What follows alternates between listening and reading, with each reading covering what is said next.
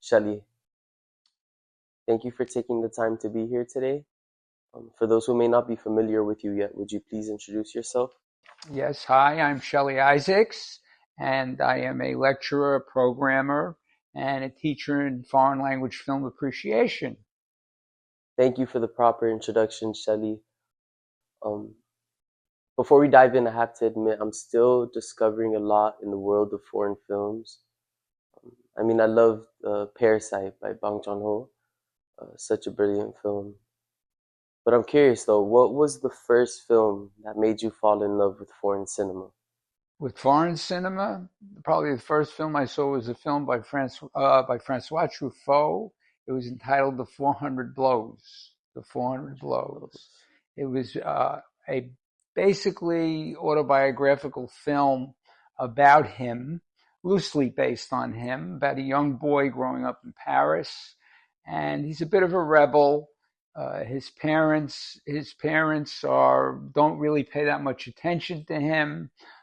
His father's not there. His mother's with another man, and he wanders the streets. He plays hooky from school, and doesn't exactly get into trouble yet. But he runs around, and then finally he does get into trouble for stealing a typewriter from an office, and he winds up in reform school. And in reform school, he winds up not really wanting to be there, and he escapes. And he goes on the run. And I'm really encapsulating the film a bit, but he goes on the run, and the last scene in the film is one of the great classic scenes in cinema.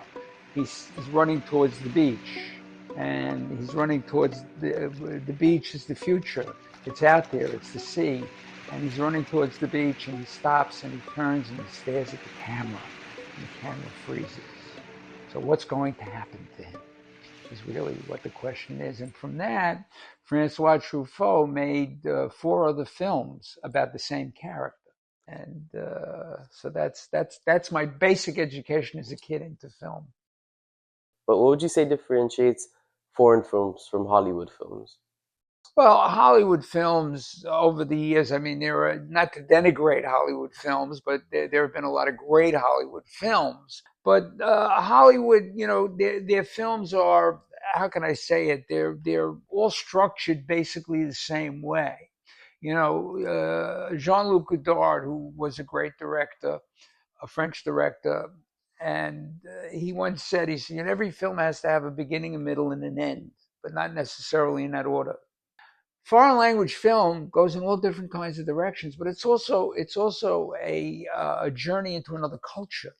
I see foreign language film, first of all, it's another language, and find out that they're human, that they have the same emotions. People have the same emotions. They're just interesting. It's interesting to explore.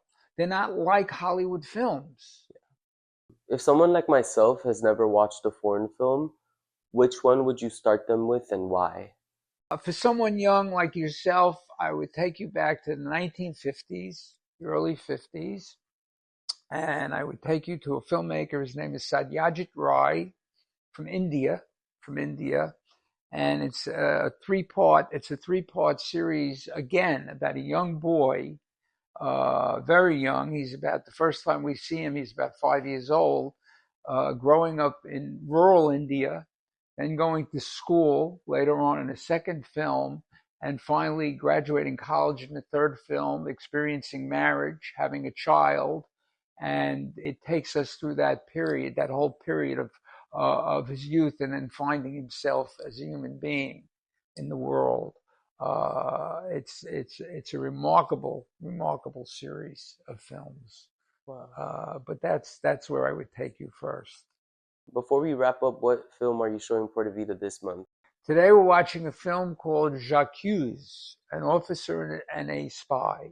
It's just a wonderfully performed, beautifully executed screenplay.